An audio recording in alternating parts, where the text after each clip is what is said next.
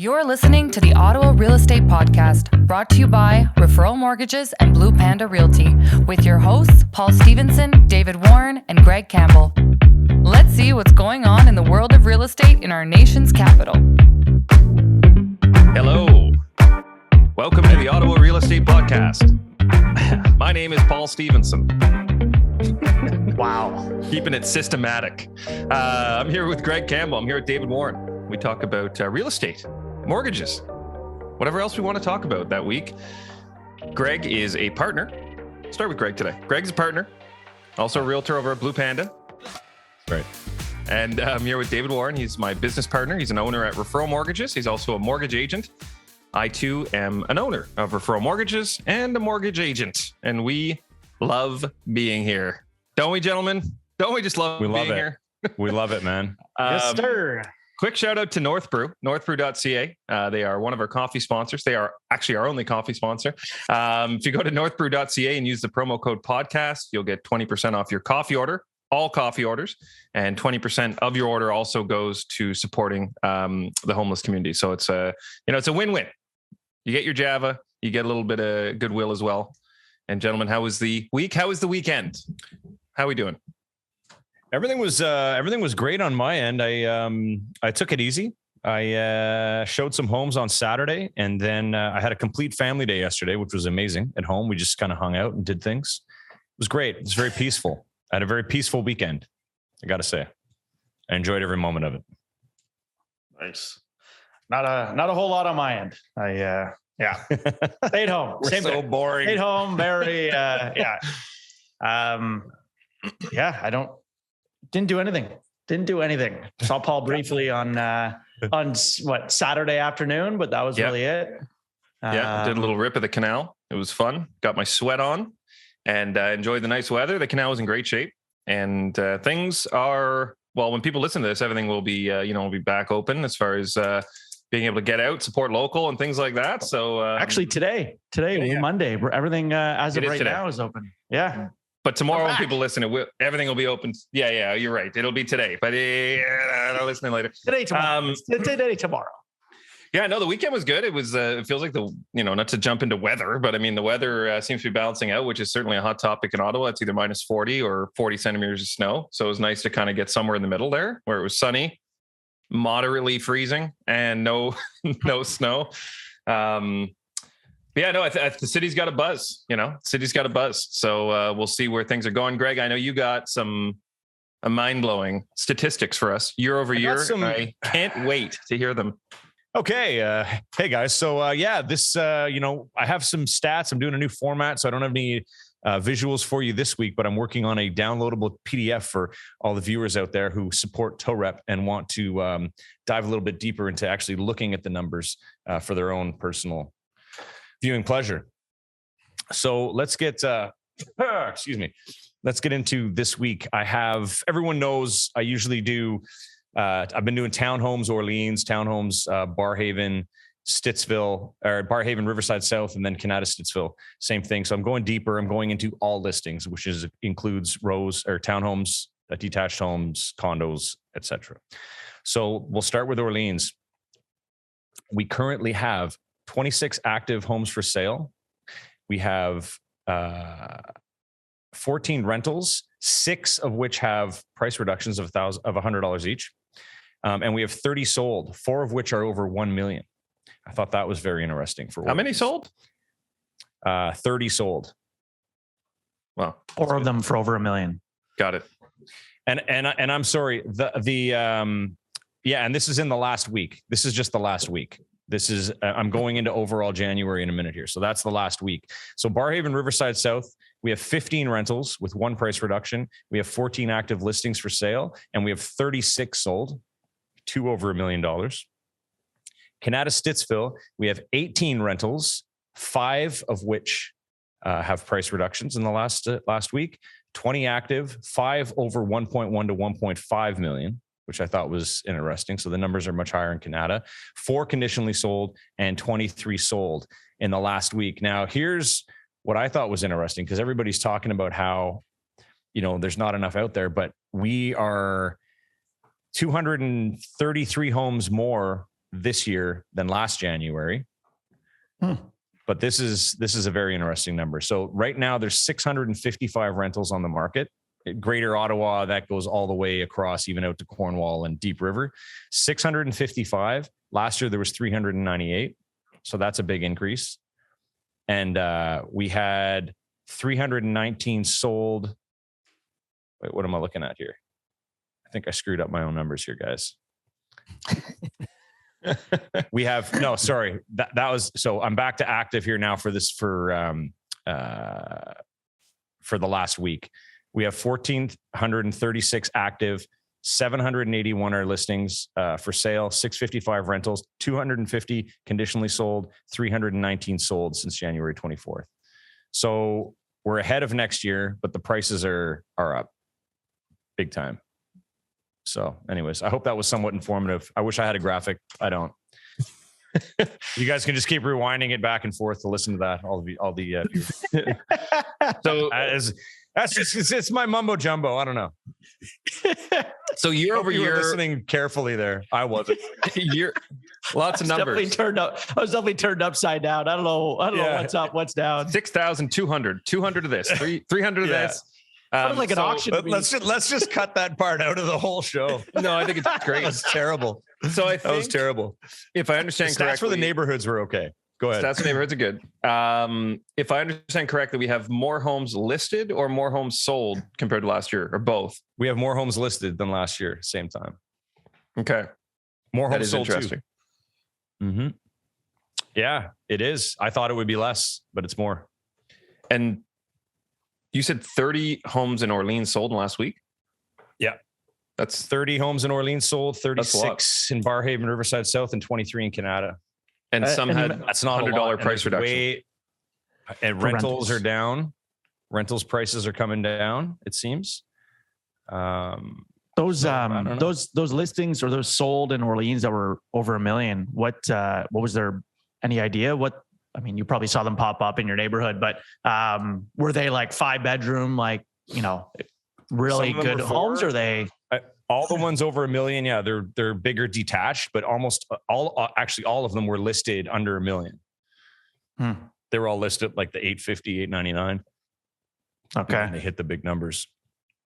Yeah, and we saw that one on Percival too, Greg. We talked about that where there was I think you said there was 20 offers on it, right? Mm-hmm. Percival went for that was the one that was really dated, right? Interior. Percival? No, not Percival. Percival was okay. Percival, sorry. That was sold. That was listed at 575, sold for 735. So I mean, the numbers are silly. I mean, I won one last week, and I think we won because we had a really strong letter that resonated with the seller, which was interesting.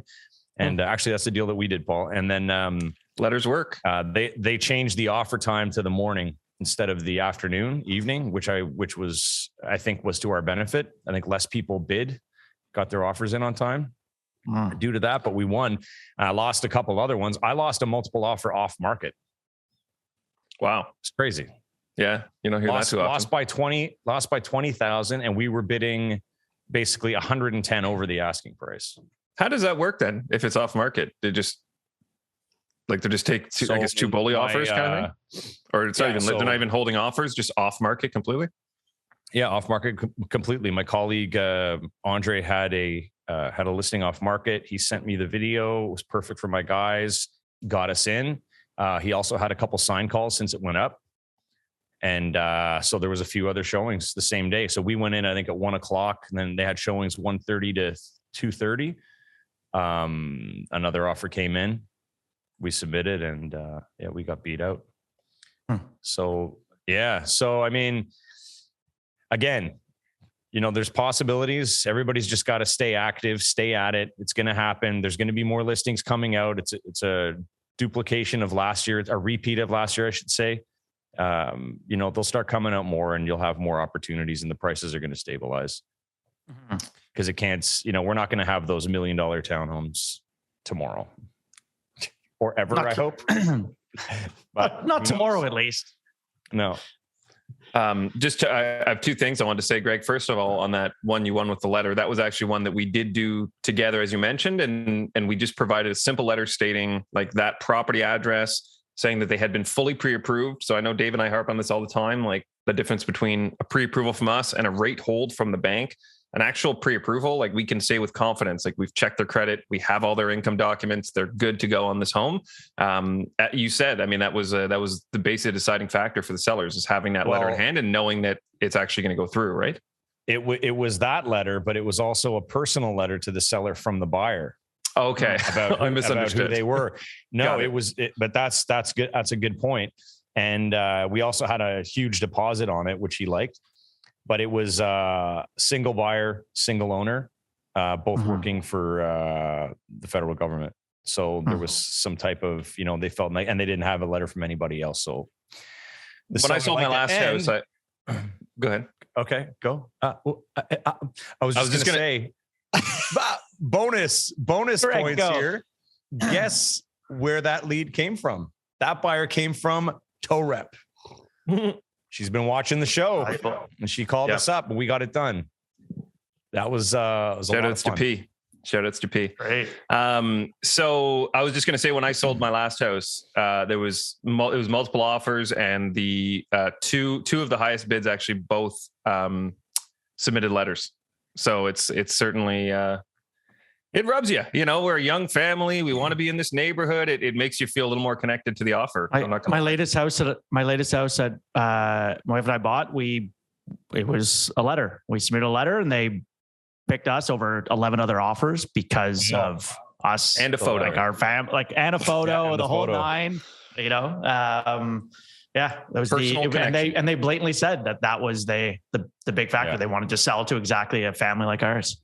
Whoever's listening, if you're a tech designer, that's what you should do. Work with realtors, have people have their own profile before they go out shopping, so the sellers know who they are, and to be clear, it doesn't always work, but it's better to have it than not to have it. I declined an offer on my house when somebody provided a letter, but they were just, not even in the ballpark of where others were. Yeah. So, it doesn't always work, but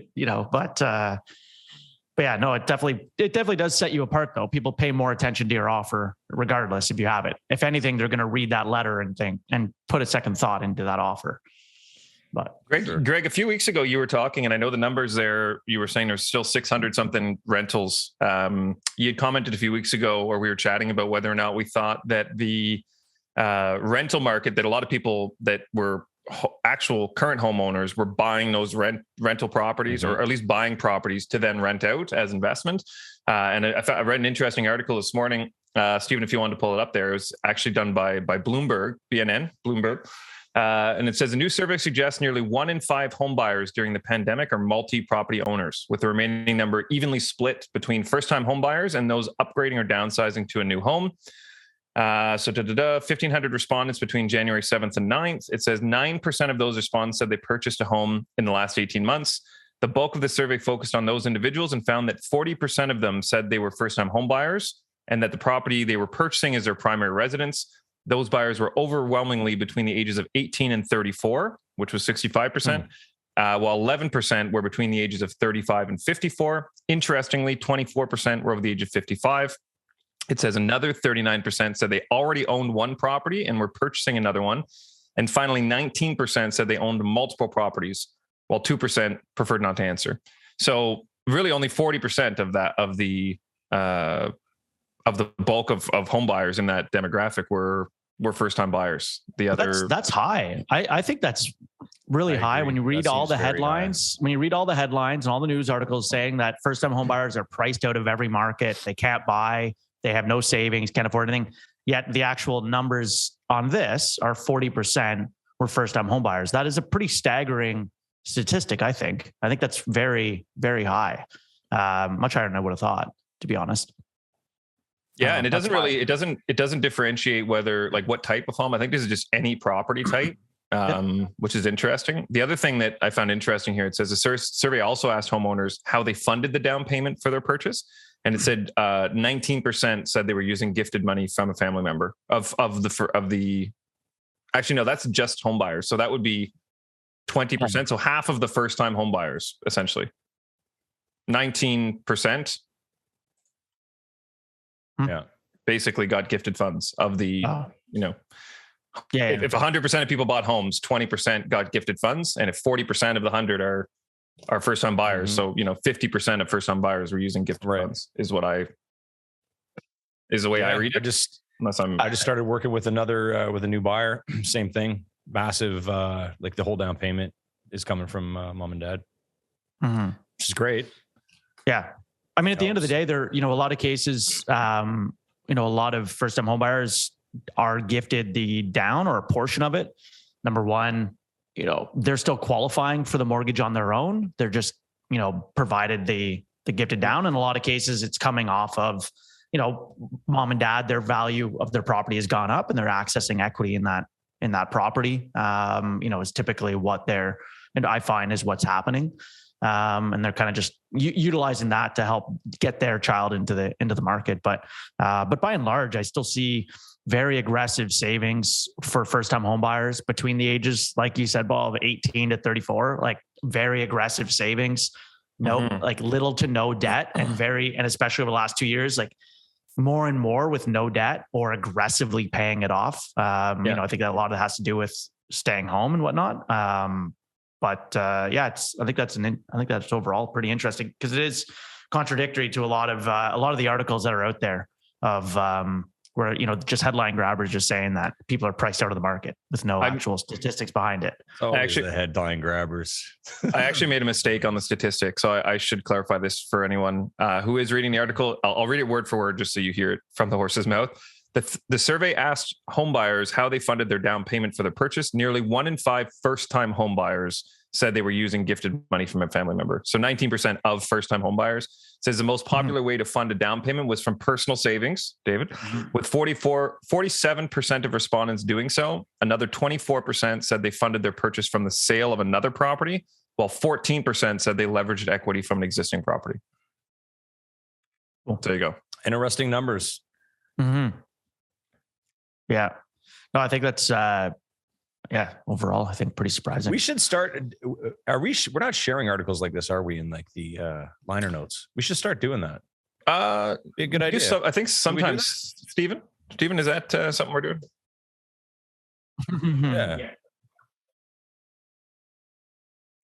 Okay. Yeah, I think that's a good idea. Trying to add more value, give the public more information. Speaking of the public, we got some questions to answer. I know there's a few questions that went unanswered last week, and we were told. So let's hop on those questions. David, I don't know who has them handy. I don't remember off the top of my head the gentleman's name. He messaged us and then also emailed, but was basically when we were talking about the home out in the country, Oxford Mills, and he was basically asking why would somebody look to move to somewhere like Oxford Mills or elsewhere, far outside the city, as opposed to just going across the bridge to Quebec. Funny enough, Greg and I both responded separate emails, not with each other included, but we basically had the same messaging. But really, at the end of the day, people going across the bridge, there are big differences. Income taxes are different. Language barrier. So if you're Anglophone and your kids are only speak English, the only option is French schooling. Things like that. It's also just that overall barrier of it being a different province that sometimes people get scared of. But also there's been even the articles that have been out there, Carleton Place being the number one growing population or number one growing town in Canada, goes to show that there's a big migration of interest to live outside the city as well, into some of these smaller pockets. So it's not necessarily that they're, the option is that they work downtown and they want to be closer to downtown. There's also a big migration to a lot of these smaller communities. And you see that in the pricing increases of places like Arnprior and Carleton Place and whatnot. But let's say, but even to that point, like I'm looking right now on last 2 weeks ago's episode, and Alicia is saying that she put her offers on her first house the other day. We offered $84K above asking in Aylmer on a detached house against my realtor's advice. She said we were going too high. House with a garage and pool, beautiful kitchen, all appliances included. We lost to a different offer, waiting to see what the offer was so we can learn more to do better. But that's even in Aylmer. She's talking about going 84 over asking. It's not, just on the Ontario side that's having these pricing increases. don't know if you have anything to add to that, either you guys, on the migration outside of the town. You're perfect. I'm looking here. All right. Rental. An interest. This actually there, Greg, this one's for you from a B Sharon. If rents have to come down due to a higher supply than normal, then shouldn't the price on homes come down eventually to reach an equilibrium, unless people like to buy homes with a negative cash flow? Then again, maybe many people are buying homes for investment with huge down payments. Is there really that much money floating around in Ottawa? Yes, there is. I would say that there is that much money floating around in Ottawa. Again, like to the point that we made a few weeks ago, right? The highest household income in the country. So that's a huge thing overall that people don't think about. I think something, Stephen, can you bring up that image of the comparison? I think this would be to that point of the difference in incomes of Toronto to Ottawa. So we'll give credit where credit's due. This is an image that a realtor in Ottawa, Chris Scott, posted. Comparing the two homes, same size, comparing Ottawa to Toronto, looking out, 1,800 square feet, distance to Parliament, Ottawa, 26 kilometers, distance to CN Tower, 53 kilometers, driving time, 29 minutes, driving time, 37. So trying to find, pretty well comparable. Household median income, Ottawa, 106,372. Median household income in Toronto, 102,000. So again, a higher median household income than Toronto. Price in Ottawa, average detached home of 829, almost 830. And the price in Ottawa, in Pickering, for the same property of 1.1. 300,000, just shy of $300,000 higher for the same home. This is comparing the Stittsville location to Pickering, distance to downtown. Goes to show you, number one, that household median income difference that people talk about. Toronto and Ottawa, people forget how high Ottawa's income is. But then also, do we have room to go on housing prices? Does Toronto have room to go on their housing prices? If this is anything, it kind of shows you as well, or illustrates. Well, think about what Penny said last week too, that I know someone was asking about what companies are doing that, but she was saying that some tech companies are offering referral, basically bonuses, just because they need people in the city. They need high tech, like there's high tech jobs here. They need more people migrating to Ottawa. They were giving, I think she said $1,000 for an interview and $5,000 for a hire.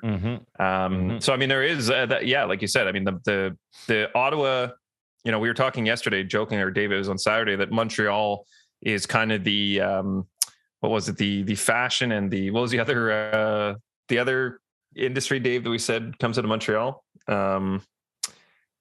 Food and style, like design and lifestyle. Lifestyle. Very much more stylish.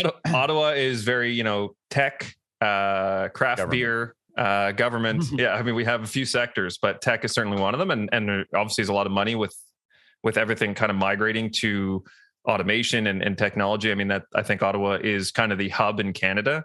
And, Toronto was, I know in the very beginning, they had like the Mars, what's the name of it? It's like a, what do you call it? Like a hot space for, what do you call it? Entrepreneurs, they go. Incubator. Like incubator. Thank you. Mars was in Toronto, and that was kind of where the hub was for small business and those tech. And then it feels like, with Shopify obviously exploding in Ottawa and kind of there being a buzz around tech, and we have the whole tech basically sector out in Canada. I think, like you said, I mean, that household median income, I think, is only going to increase in the coming years. And that is only going to continue to drive prices up, as we've been saying, because, if the money is there, then that's where the prices, where people are going to be more competitive and be able to offer the prices that they need to get into the homes that they want. Mm-hmm. Yeah. I mean, the stats that Penny threw out, the number that she threw out there from that economic forum of 4,000 tech jobs or in need of 4,000 tech jobs, that is more than Shopify employs in Ottawa. I think Shopify employs about 3,000 or something like that. Somebody can correct me in the comments afterwards. But it's basically another Shopify. These are all high-paying tech jobs. We have the most in Canada, like strongest tech sector, Silicon Valley of the North. Compared to Silicon Valley itself. these prices aren't going to go anywhere, or incomes aren't going to go anywhere, especially then you have that stabilized federal incomes as well. And what that brings, even the pension, even people retiring, the strong pensions, government pensions that they get, it's not like they're dropping down and relying solely on CPP or EI or CPP, sorry, and OAS. They have huge pensions as well. So even the retired community are able to still be strong home buyers. Their value is going up. They're not being forced into downsizing necessarily, or forced into smaller condos because they can afford where they're living based on their federal pensions as well. We're definitely in a much different market than the Toronto or Vancouver even. Yeah, we need some. Well, I guess we can tell everybody we're gonna have some guests coming on in the next few weeks, 2 months from Toronto and Vancouver, just to talk about that a bit. We can compare it better, keep you informed. The Canadian market. What do you think, guys? Absolutely. Any other questions that are floating out there? I feel like we'll stay on top of those when we see them. I know sometimes we'll like Greg, you do a great job of actually answering questions on YouTube. I feel like most of them are kind of real estate focused as opposed to financial, but we're in there. We're in the comments. We'll answer any questions you guys have. And if there's anything specific you want us to talk about on the show, certainly reach out, private message or just post a comment, and we read all of them. And we see what you're saying. We're here. We listen. We try to respond when we remember. We listen, we learn, we grow, right, Paul? Oh my gosh. Growcast. Still the best name. Wow. Yeah. It's amazing. Greg, I saw on your LinkedIn today, you have a 5-year anniversary with the Ottawa Real Estate Podcast. So I think this April is going to be, I think we started in 2017, the Friday wrap up. So this will be, we're coming to 5 years in April. 5 years, but only a year, aggressive promotion. Yeah. Consistent, actually doing it. Aggressive, actually doing it. Informative, doing it. 2017, we probably had 10 shows in the whole year, right? It was like, what Friday do we feel like doing it? But it was fun. It was fun. With the iPhone. Some live guests. We had some musical guests, some musical interludes. Musical guests. Yes. We had musical guests. Yeah. So for anyone who is new to listening to the show, the show used to be called the Friday Wrap Up. You can probably find some stuff lingering online. I would not encourage you to look for it. But we basically had a guest on every week. We had a musical guest every show. This is before we even had everything was still in person. So we were meeting in person at our old office, recording on a phone, no microphones. It was pretty hilarious, but we were even less organized than we are now. Yeah, believe it or not. Can't believe why it didn't take off. I can't imagine. Should we slide in the mood boost, gentlemen? Let's do it. I feel like the city needs some boost. We need a boost. I got a few today. You guys tell me how many you want. I have many. Yes, 4. I mean, if the first few suck, then keep going, basically. Wow. Okay. That's fair. Number 1. Here we go. Number 1. I've fallen in love with a pencil and we're getting married. I can't wait to introduce my parents to my bride to be. Okay. Okay. Number 2.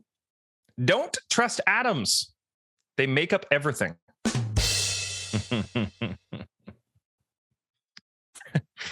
Number 3. I got fired from my job as a taxi driver. Turns out my customers didn't like it when I tried to go the extra mile. All right, I'll give you one more.